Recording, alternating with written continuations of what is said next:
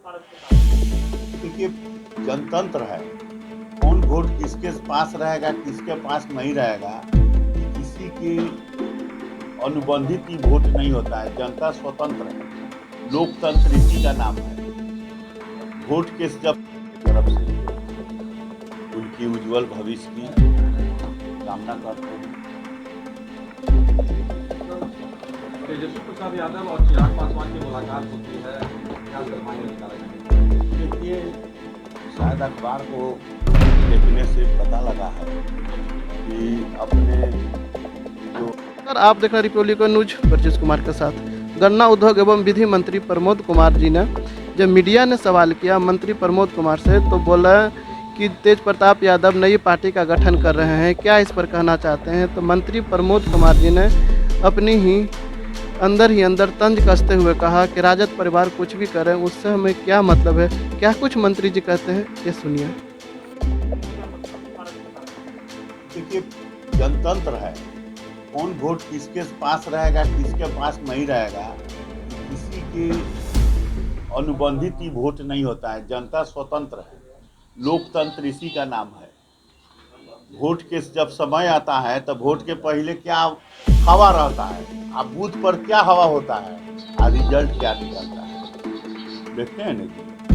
तो अभी इतना एडवांस बात कहना हम जैसे लोगों के लिए शुभ नहीं है। लगता है कि नुकसान हो सकता है चिराग का राजद के साथ जुड़ना बीजेपी को आने वाले।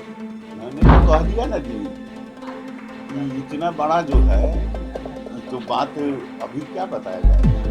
दो सीटों पर चुनाव होने वाले हैं। तेजस्वी यादव चाहते हैं कि वो दोनों सीटों को फतह कर लेंगे। तो चुनाव के पहले भी कहते थे कि बिहार में सरकार बनाएंगे। सरकार नहीं बनाए मगर सबसे बड़ी पार्टी को बनकर आए। ऐसे में क्या लगता है कि अगर चिराग पासवान उधर जाते हैं क्या इसका असर पड़ेगा बिहार में? ये समय बताएगा। देखिए, इसको इनकार नहीं किया जा सकता कि कमजोर मैंडेट की एनडीए सरकार है। तो जो उपचुनाव वाली सीटें हैं वो अगर एनडीए से बाहर निकलती है तो नुकसान होगा सरकार को। कुछ अभी जो है, अभी तो चुनाव हुआ नहीं, रिजल्ट आया नहीं, तब इतना एडवांस कौन, ही तो राजनीतिक पंडित लोग अपना पंडिताई भाषण देगा। राजद जीत का दावा कर रही है उन सीटों पर। चुनाव के पहले भी दावा करती थी। अच्छा, कन्हैया की बात चल रही है कांग्रेस ज्वाइन करने की। इसका अगर कांग्रेस ज्वाइन करते हैं तो कितना असर पड़ेगा? ये कांग्रेस बताएगी। बीजेपी को इस सबसे कोई असर नहीं है। बीजेपी का विचारधारा अलग है। There are difference between BJP and other party. बाकी पार्टी परिवार क्षेत्र के बाद पर है, अब बीजेपी नेशनल एजेंडा के साथ है। तो ये जब छोटी मोटी जो क्षेत्रीय वार है, पारिवारिक पार्टियां हैं, अपना जो है बीजेपी जो है, इसका एक अपना भारत की संस्कृति जो है, भारत के पंचनिष्ठा, ये जो पंचनिष्ठा इसका जो सिद्धांत है बीजेपी के, जो इसीलिए कहा जाता है difference between BJP and other party. तो बीजेपी के जो है देश ही नहीं दुनिया की सबसे बड़ी पार्टी है। अब इसको क्या होगा क्या नहीं होगा, ये इतना एडवांस बीजेपी ना बोलती है ना करती है। बीजेपी को जो करना है वो बीजेपी समय पर बताती है।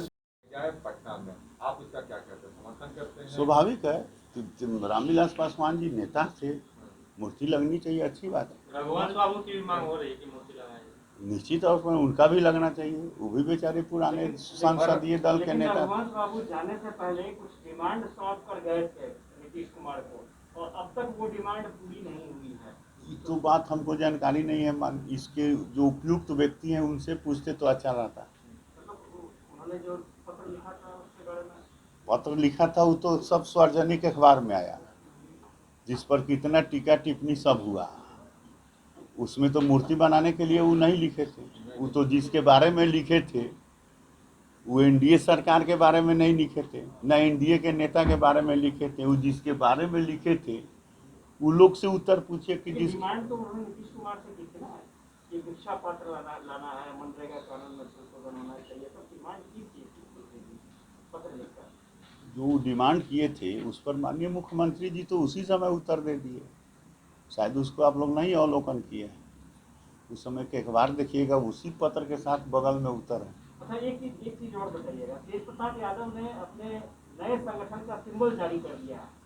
आपको लगता है कि तेज प्रताप यादव एक्टिव हो रहे हैं तो उसका असर बिहार की राजनीति? देखिए, ये जनतंत्र है, हर व्यक्ति को अधिकार है जनतंत्र में अपनी ताकत को आजमाने का। जो क्षेत्रवार लोग हैं, जो परिवारवाद लोग हैं, परिवार में हर व्यक्ति अपना अपना ताकत लगाता है।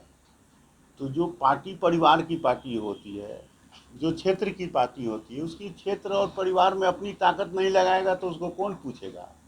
और आप ये नेशनल पार्टी है, इसका एजेंडा जो है उसके एजेंडा भिन्न है। बात समझिए, हम कहते हैं कि हम दिन चार रहे न रहे माँ तेरा वैभव अमर है, ये ध्येय के साथ भारतीय जनता पार्टी बना है। हम कहते हैं चंदन है इस देश की मिट्टी, तपोभूमि हर ग्राम है, हर बाला देवी की प्रतिमा, बच्चा बच्चा राम है। ये इसकी आइडियोलॉजी है। और ये कहाँ ये सोच इसका और कहाँ सोच परिवार में ले जाके घुसा देते हैं। तो थोड़ा उन लोगों से इसकी चर्चा करते तो अच्छा होता। महज 29 वर्ष की उम्र में 49वां रक्तदान कर न जाने कितनों के शरीर में अमर रहने वाले पत्रकार और समाज सेवी रक्तवीर स्वर्गीय जैनेंद्र ज्योति को श्रद्धांजलि देने का मौका है। 22 सितंबर 2021 को पटना के बिहार इंडस्ट्रीज एसोसिएशन सभागार में स्वर्गीय जैनेंद्र ज्योति जी की पहली पुण्यतिथि के दिन रक्तदान, स्वास्थ्य जांच, कोरोना जांच और दवा वितरण का आयोजन किया गया है। इस आयोजन में शामिल होकर रक्तदान जरूर करें। आप किसी भी जानकारी के लिए इन मोबाइल नंबरों पर कॉल या व्हाट्सएप कर सकते हैं। की तरफ से उनकी उज्जवल भविष्य की कामना करते हैं। तेजस्वी प्रसाद यादव और चिराग पासवान की मुलाकात होती है, क्या सर मायने निकाला जाएंगे सर? देखिए, शायद अखबार को देखने से पता लगा है कि अपने जो नेता थे स्वर्गीय रामविलास पासवान जी, उनकी बरसी है। उस बरसी के अवसर पर वह सभी ऑनरेबल पर्सन को निमंत्रित कर रहे हैं। उसमें हमारे डिप्टी सीएम बहन रेणु को भी आमंत्रित करने गए थे। तो अभी तो अखबार देखने से यही पता लगा है। और माननीय मुख्यमंत्री की यहाँ भी समय मांगे हैं, तो स्वाभाविक है। रामविलास पासवान जी सीनियर लीडर थे और उनके बरसी के इस अवसर पर वह सबको आमंत्रित करना चाहते हैं, क्योंकि उस समय चुनाव के पीरियड था और उसमें सभी लोग उसमें शिरकत नहीं कर सके। तो उसको ये उसके निमित्त जैसा हम लोग अनुभव किए हैं अखबार के माध्यम से। अब बाकी तो राजनीति में आप मीडिया के लोग हैं, जिस इंगित से इसको आप इंगित से इसको क्या बोलते हैं, इन्वेस्टिगेट कीजिएगा। पासवान वोट जाएगा लालू प्रसाद यादव के साथ? ये तो भविष्य से बताएगा। ये इतने बात समझिए, जो देश के राजनीतिक पंडित हैं तो कभी क्या कहते थे कि चाय बेचने वाला का बेटा चाय बनाएगा कि प्रधानमंत्री बनेगा, कहते थे ना कि आज वह राजनीतिक पंडित का पंडिताई बैठ गया कि नहीं हैं। एक से एक पंडित भाषण देते थे, कांग्रेस के लोग वो भी चाय बनाने के लिए हाजिर हो गए कि नहीं। एक से एक कांग्रेसी, एक कदावर नेता अपने वर्कर को कहने लगे कि अब हम लोग को भी चाय बनाना चाहिए। तो ये भविष्य के में क्या होगा राजनीति में, जो आप पंडित लोग, जो राजनीतिक पंडित लोग हैं, उनका पंडित जो है, आप देख रहे हैं तरह तरह के वातावरण निर्माण हो रहे हैं। कुछ नुकसान लगता है चिराग के राजद के साथ जाने से? ये भविष्य बताए राजनीति में। महज 29 वर्ष की उम्र में 49वां रक्तदान कर न जाने कितनों के शरीर में अमर रहने वाले पत्रकार और समाज सेवी रक्तवीर स्वर्गीय जैनेंद्र ज्योति को श्रद्धांजलि देने का मौका है। 22 सितंबर 2021 को पटना के बिहार इंडस्ट्रीज एसोसिएशन सभागार में स्वर्गीय जैनेंद्र ज्योति जी की पहली पुण्यतिथि के दिन रक्तदान, स्वास्थ्य जांच, कोरोना जांच और दवा वितरण का आयोजन किया गया है। इस आयोजन में शामिल होकर रक्तदान जरूर करें। आप किसी भी जानकारी के लिए इन मोबाइल नंबरों पर कॉल या व्हाट्सएप कर सकते हैं। माँ पार्वती, गौरी पार्वती महादेव के कुशल भविष्य की, उनकी उज्जवल भविष्य की कामना के साथ ये व्रत सभी सुहागिन जो स्त्री हैं ये अपने पति देव के उज्जवल भविष्य सुहाग की सलामत के लिए ये पूर्वांचल में उत्तर प्रदेश बिहार में ये बहुत महत्वपूर्ण व्रत है।